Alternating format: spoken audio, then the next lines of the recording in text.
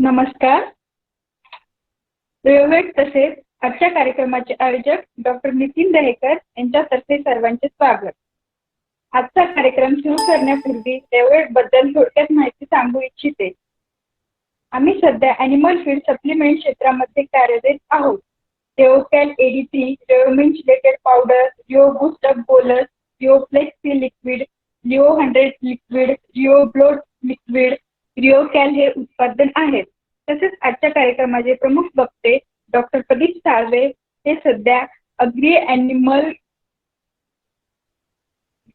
Agree business centre scheme अंतर्गत animal science centre Majalgaon येथे संचालक म्हणून कार्यरत आहेत.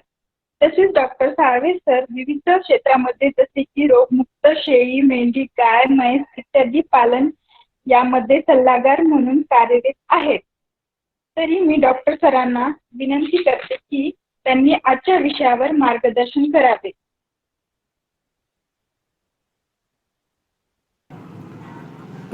धन्यवाद मॅडम.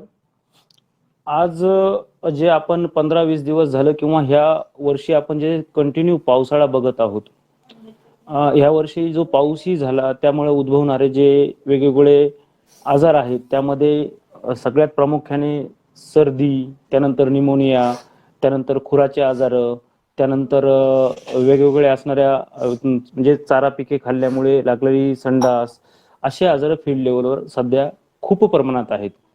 तर जशी मॅडमने माझी ओळख करून दिली की माझं PhD वेटरनरी फार्माकॉलॉजी टॉक्सिकॉलॉजी झालेलं आहे आणि आज 13 वर्ष झालं साधारणतः मी राजस्थान, छत्तीसगड अशा वेगवेगळ्या राज्यामध्ये फक्त रोगमुक्त पशुपालनावरच भर देऊन पुढे चलत आहे. एक एक विषय हाताळताना मी हळूहळू प्रॅक्टिकली नॉलेज म्हणजे मला शेतकऱ्याकडून काही त्यांच्या अडचणी कळल्या आणि त्यावर सोल्युशन कसे निघतील, म्हणजे त्यांच्या जे काही प्रॉब्लेम आहेत त्या प्रॉब्लेमच्या पोल्युशन न करता, त्यांच्या अडचणी लोकांपुढे न मांडता त्यांना जे विदाऊट पोल्युशन आपण त्यांना सोल्युशन दिलेलं आहे. जसं आता आम्हाला कसं आम्ही काउन्सिलर आणि जवळजवळ आज 18 राज्यामध्ये मी काउन्सिलिंग करतोय वेगवेगळ्या याच्या अंतर्गत. त्यामध्ये मला सगळ्यात जास्त सपोर्ट केलेला आहे ते मॅनेज राजेंद्रनगर, नार्म्स आहे, NRDP आहे, त्यानंतर कृषी विज्ञान केंद्र आहेत वेगवेगळे. जिथे agri clinic, agri business centre चालत आहेत तिथे मी गायडन्स करायला जातो.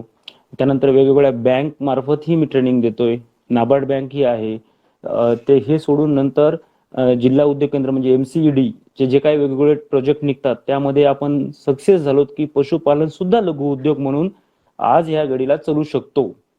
म्हणजे एक काळ असा होता की शेळी पालन हा फक्त जोडधंदा म्हणून बघितला जायचा, पण साधारणतः 2011 पासून तुम्ही जर पुढे बघत गेलात तर शेळी पालन हा मुख्य व्यवसाय म्हणून नक्कीच प्रगती करत आहे. कारण आम्ही जेव्हा राजस्थानमध्ये बघितलं तर एकेकाकडे जर 500-500 शेळ्या आहेत, 500-500 मेंढ्या आहेत, तर साधारणतः असे होणारे पिल्ले, त्याची म्हणजे गरजेनुसार त्याची विक्री, असे बरेच गोष्टी म्हणजे गरजेनुसार म्हणजे कोणी पाळण्यासाठी घेतं, कोणी मांसासाठी घेतं, कोणी त्याच्या ठिकाणी खतासाठी घेतं. अशा वेगवेगळ्या गोष्टी आपण त्या ठिकाणी बघितलेल्या आहेत की शेतकरी त्या पर्पजनुसार हे जनावरं पाळत असतो. बरं, ह्याला रोगमुक्त कसं ठेवायचं, तर कालच्या म्हणजे गेल्या याच्यामध्येही इथे मी सांगितलं होतं की जे औषधं आहेत, कारण आपलं लिव्हर स्ट्रॉंग तर वेगवेगळ्या आजाराशी लढण्याची ताकद असते त्या जनावरांमध्ये. म्हणून लिव्हर स्ट्रॉंग साठी आपण लिव्हर टॉनिक यूज केलेलं आहे.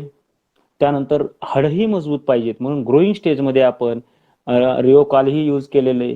म्हणजे हे सगळे जे प्रॉडक्ट आहेत त्याच्या फील्डमध्ये वेगवेगळ्या स्टेजमध्ये, म्हणून मी सांगतो की औषधं देण्याच्या पद्धतीमध्ये जे टॉनिकचे औषधं जे की सप्लिमेंट आहेत आणि जे खाद्यामध्ये यूज करतो त्याचा वापर करताना आपण पुरेपूर स्टेजला पण महत्व द्यावा. त्याचं शारीरिक अवस्था कोणची आणि त्याच वेळेस महत्वाची जी बाब आहे ती आहे की तो ऋतू कोणचा आहे.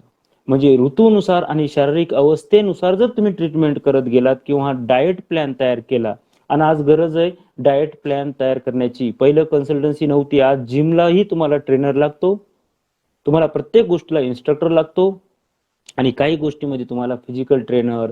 त्यानंतर ह्या गोष्टी जिममध्ये मी सगळीकडेच आता माझे कस्टमर झाल्यामुळे मला प्रत्येक गोष्टी मिळत गेल्या आणि त्या ज्ञानाचा मी उपयोग करत घेतो. एक उदाहरण घेऊ. सगळे जे ऐकायले त्यांचं, सर्व डॉक्टर बांधवांचं आणि काही शेतकरी मित्र यांचं सगळ्यांचं स्वागत, मनापासून स्वागत. एक उदाहरण घेतो. उदाहरण साधं आणि सोपं आहे. आता मी खेड्यातून आलो आणि तुम्ही कुठेतरी खेड्याला नोकरीनंतरही का होईना टच असताल. म्हणजे खेड्यातलं जीवन किंवा आपण आता सिटीमध्येही खेड्यासारखं जीवन झालेलं आहे. कारण खेड आणि सिटी हे दोन्ही एकत्र झाल्यासारखे झालेत. म्हणून कुठंतरी हे जीवनाचा एक अभ्यास करताना आपण जर बघितलं तर बाळाला आई कडेवर घेते. बाळाला आई कडेवर घेते आणि काय दाखवते की पुढं काय काय आहे ते बघ, हे चांगलं आहे तुला जगण्यासाठी. हे तुला जे मी दाखवते ते जगण्यासाठी चांगले. बघा तुम्ही, आई कधीही बाळाला कडेवर घेऊन पुढच्या गोष्टी दाखवते. पण वडील जे असतात ते मुलाला खांद्यावर घेतात. खांद्यावर म्हणजे ज्या बाहेरच्या गोष्टी आहेत, कारण वडील हे संघर्ष करतायत आणि ज्या संघर्ष करण्याच्या गोष्टी बाळा तू बघू नको म्हणून त्याला त्यांनी खांद्यावर घेतात आणि आई ही कडेवर घेते. हे उदाहरण ह्यासाठी दिलं की आपण खेड्यातून आलोत आणि शेवटी आई वडिलाला वंदन करूनच आपण पुढचे प्रोग्राम चालतो. तर याच्यामध्ये महत्वाचा मुद्दा जे घेऊ, सगळ्याला आधी welcome to all my presentation on bloat in sheep and goat. आता पोटफुगी ही कशामुळे होते आणि ही पावसाळ्यातच का होते किंवा हिवाळ्यातच का होते? दोन प्रकारच्या पोटफुगी आहेत मेंढी आणि शेळीमध्ये. एक असतंय की फ्री गॅस ब्लोट आणि दुसरा आहे फॉर दी ब्लोट. आता फ्री गॅस ब्लोट जो होतो तो कशामुळे होतो? तर साधारणतः काही विषारी वनस्पती आहेत आणि अशा विषारी वनस्पती किंवा विष जर पोटात गेलं तर असे ब्लोट्स तयार होतात. आणि त्याची काळजी घ्यायची तर आपल्याला त्यांच्या आहाराची निगा घ्यावी लागते आणि वेळोवेळी आहारामध्ये असणारे आवश्यक घटकही त्यांना दिले पाहिजे. पण एवढं होऊनही कुठेतरी त्यांनी जास्त ग्रीन लुशर्स खाल्लं आणि एक कुठेतरी फोर्दी ब्लोट तयार झालाय. फोर्दी ब्लोट म्हणजे जास्त असं जे काही, कारण शेळी ही, अजून तुम्हाला सांगतो, शेळी ही झाडपाला खाणारी प्राणी आहे. पण आपण कुठेतरी त्याला चेंज करून बंदिस्त मध्ये आणून त्याला गवतावर आणले. अजूनही सांगतो, आमच्या जेवढ्या शेळ्या आहेत त्या शेळ्यामध्ये आम्ही जास्तीत जास्त झाडपाल्याला महत्व देतो, वनस्पतीला महत्व देतो. आणि वनस्पतीला तुम्ही महत्व दिले तर तुमच्याकडे पोटफुगी सारखे प्रकार होणारच नाहीत. पण आपण आता काय घेतलं, लुसर्न ग्रास आहे, बर्सिम ग्रास आहे, त्यानंतर मका, म्हणजे एक ग्रीनर पाश्चार तुम्ही ते टाकतात आणि ते टाकल्यामुळे काय होतं की मग त्या ठिकाणी टिंपणी तयार होते किंवा ब्लोट तयार होतो. हे असं खेड्यापाड्यात तुम्हाला सहज लक्षात येईल. आणि ब्लोट नंतर पीएच काय होतो, रुमेनमध्ये काय बदल होतात, हे एकदम सर्वांना माहिती. आता हे ब्लोट येऊ नये म्हणून मी तुम्हाला सांगितलं आणि वेगवेगळ्या स्तराचे ब्लोट्स कसे येतात तेही तुम्हाला मी सांगत गेलो. तर साधारणतः हे ब्लोट रोखायचे कसे? तर एकतर तुम्हाला पूर्णपणे वनस्पती खाऊ घालावं लागेल किंवा तुम्हाला त्या ठिकाणी काय करावं लागेल, मग त्या ठिकाणी आपलं ब्लोट कमी करणारं जे औषध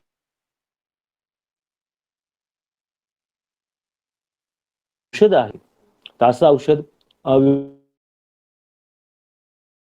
मध्ये जर खूपच प्रॉब्लेम याचा विषारी वनस्पतीचा होत असेल तर त्या ठिकाणी खायचा सोडा, आम्ही शेतकऱ्यांना मुद्दाम सांगतोय की शेळी पालकांनी खायचा सोडा ह्या सदैव चाऱ्यामध्ये यूज केला पाहिजे. पण किती केलं पाहिजे ह्यालाही प्रमाण आहे. त्याचं वजन किती, त्याची शारीरिक अवस्था किती, त्या ठिकाणी चाऱ्याचं लुस्टर्स किती आहे, याच्यावर ग्रीनवर त्याच्या आधारे आपण त्यांना प्रिव्हेंटिव्ह बेसवर करून देतो. पण आपल्या खेड्यापाड्यात आपण भरपूर बघतो वेगवेगळ्या प्रकारचे गवत आणलेत आणि पोटफुगीचं प्रमाण वाढत आहे. पोटफुगी झाल्यावर पाणी पाजू नका. त्या ठिकाणी फक्त हाच म्हणजे रिओ ब्लोट औषध चालू ठेवा. तर नक्कीच तुम्हाला असं दिसेल की तो आजार कंट्रोलमध्ये येईल. फक्त पाणी पाजायचं नाही, औषध पाजत राहायचं. थोड्या वेळाने जेव्हा उतरेल त्याचं पोट पूर्णपणे, त्यानंतर लक्षात येईल. बऱ्याच वेळेस काही गोष्टी अशा आहेत की फील्डमध्ये औषधं नसतात आणि त्यामुळं लोकांची परेशानी होते. म्हणून प्रत्येक शेळी पालकाला माझं म्हणणं आहे की आपल्या फार्मवर एक मेडिसिनची किट ही तयार जर ठेवली तर त्या किटमध्ये रिओ ब्लोट, लिव्हर टॉनिक, कॅल्शियमचं सप्लिमेंट्स, मिनरल्सचं सप्लिमेंट्स, म्हणजे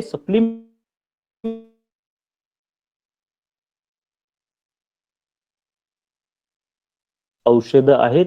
त्यामुळे आपण ते एक डाएट म्हणूनच आपण कन्सिडर केलं तर diet plan, vitamins, minerals, calcium, magnesium जे काही पूरक आहेत, मायक्रो आणि मॅक्रो एलिमेंट्स, हे आजकालच्या जीवनामध्ये कंपल्सरी झाले.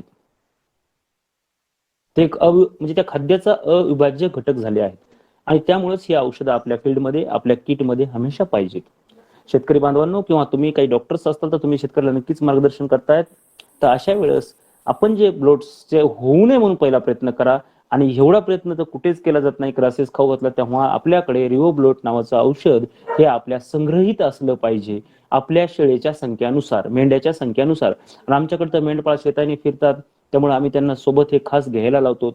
वरच्या चित्रामध्ये तुम्हाला दाखवलं की साधारणतः एक 500 ते 600 मेंढपाळाला मी गायडन्स करतोय.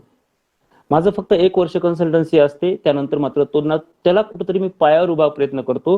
हे औषधं प्रिव्हेंटिव्ह बेसवर त्यांनी स्वतःचे औषध दिले पाहिजे, म्हणून आम्ही त्यांच्यासोबत एक धोपटी तयार केली. त्या धोपटीमध्ये आम्ही अशी औषधं ठेवतो. तर एकंदर तुम्ही गोष्टी बघितल्या की प्रिव्हेन्शन आणि कंट्रोल ह्याच्यावर तर आपण भर दिलाच आहे, पण झाल्यावरच आपणही आपलं जनावर गमावलं नाही पाहिजे, कुठंतरी आपल्या जनावरांचं नुकसान होऊ नये. कारण आपण शेवटी मेंढी पालकाला जास्तीत जास्त वरचं आकाश आणि जमीन ह्याच्यानंतर कसलंही मेंढी पालकाला शेड नसतं, कसलंही कंट्रोल नसतं.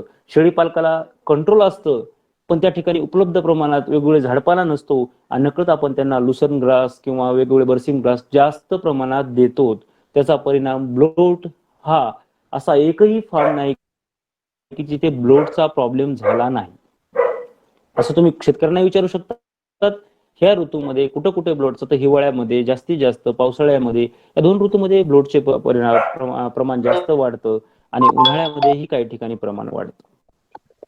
तर एकंदर आपण जर गोष्टी बघत गेलो, थोडक्यात आपण पहिल्यांदा ब्लोट रोखणं याला प्राधान्य दिलं, आणि असेलच झालेलं त्या ठिकाणी आपण आपल्याकडे रिओब्लोट नावाचं औषध उपलब्ध आहे त्या त्या भागामध्ये, ते तुम्ही त्या ठिकाणी ठेवू शकतात. आणि दुसरं, चाऱ्याचं नियोजन याला पहिलं प्राधान्य द्या. आणि दुसरं प्राधान्य, झाल्यावर आजार आला तर त्याचं म्हणजे असं असू नये की आजार झाल्यानंतर तुम्हाला पुन्हा औषधं आणायचे, पुन्हा म्हणून एक किट तयार करायची. त्यानंतर दुसरं, फील्डवर जेव्हा जेव्हा मी मार्गदर्शन केलं, माझ्या अंडर असंच शेळ्या पालन तयार केलेत मी की ज्यांनी लाखामध्येही उत्पादन काढले. रोग रोखणे ही अवघड नाहीये, आणि हे शेतकऱ्यासाठी आणि शेळी पालकासाठी. पण तुम्हाला त्याचं नियोजन ऋतूनुसार आणि शारीरिक अवस्थेनुसार करता आलं पाहिजे, आणि तेच आम्ही लोकांना शिकवतो. त्यामुळं पोट फुगणे किंवा हे आजार आपल्या फार्मवर शक्यतो मॅनेजमेंटल स्किल असतील, अल्ट्रा मॅनेजमेंटल स्किल असतील, तर हा आजार होणारच नाही. पण बऱ्याच वेळेस आपण संख्या वाढलेली असते, खाद्य वाढलेलं असतं, त्यामुळे रोखण्यासाठी आपण ही काळजी करायची. वेगवेगळे कारण, जे विषारी वनस्पतीने जे ब्लोट व्हायचा, तो ब्लोट मात्र आता कमी झालाय. कारण सगळं जास्तीत जास्त 80% हे भर जे शेळी पालन हे अर्धबंदिस्त शेळी पालन मध्ये कन्वर्ट झालंय. मुक्त संचारमध्ये काही ठिकाणी डोंगराळ प्रदेश आहे, त्यांनीही ते तयार झाले की 2 घंटे फिरवून आणतात सकाळी आणि संध्याकाळी, आणि पुन्हा त्यांनीही अर्धबंदिस्तला प्राधान्य दिलं. कारण मी टोटली माझ्याकडे फक्त फील्ड म्हणजे खेड्यापाड्यातच फिरणे हे माझं जास्तीत जास्त काम आहे. तर सगळ्यात महत्वाचं आहे की ब्लोट का होतो, ब्लोट टाळायचं कसं, आणि ब्लोट झाला तर द्यायचं काय. या चारही गोष्टी आपण आजच्या एक शॉर्ट लेक्चर मध्ये आपण इथं घेतल्या. बऱ्याच जणांनी शेतकरी बांधवापर्यंत आपण हे पोहोचवायचं आहे, आणि शेतकऱ्यांना नक्कीच भविष्यात हे प्रॉब्लेम न शेळी मेली हा शब्द आपल्याला ऐकू येऊ नये. कारण हा डिसीज कुठे येतो, मॅनेजमेंटल डिसीज आहे. हा काही बॅक्टेरिया, व्हायरस किंवा पॅरासायटिक असा डिसीज नाही. याचा पॉझिटिव्ह एजंट काय आहे, एक आपल्या मॅनेजमेंटल प्रॅक्टिसेस असल्यामुळे हा म्हणजे आपल्या याच्यामध्ये चुकीच्या मॅनेजमेंटल प्रॅक्टिसेसमुळे हा आजार येतो. तो आजार जास्त सिरियस नाहीये जर तुम्ही प्रिव्हेन्शन घेतलं आणि वेळेवर औषधं दिले तर. लक्ष नाही दिलं तर बऱ्याच वेळेस ह्या आजारानं जनावरांची मरतूक वाढलेली आहे. तर असं एक सर्वांगीण याच्यामध्ये आपण हे दिलं. आणि एक चांगली शेळी कशी असते ही तुम्हाला नेक्स्ट स्लाइड वर दिसेल. पुढची स्लाइड्स बघा तुम्ही. साधारणतः असे जे शेळ्या आहेत ज्या वरच्या झाडपाला खातात, त्यांच्यामध्ये पोटफुगीचं प्रमाण हे वाढतच नाहीये. त्याप्रमाणे झाडपाला आपण जास्त प्रमाणात जर दिला तर हे प्रमाण तुम्हाला टाळता येईल. तर एकंदर आजच्या याच्यामध्ये आपण जास्तीत जास्त जो ब्लोटचं कारण कसं आहे आणि कारण काढायचं याच्यावर आपण भर दिलेला आहे. त्याच्याविषयी जर काही शेतकरी असतील आणि काही अडचणी असेल तर तुम्ही आम्हाला प्रश्न विचारू शकतात. धन्यवाद.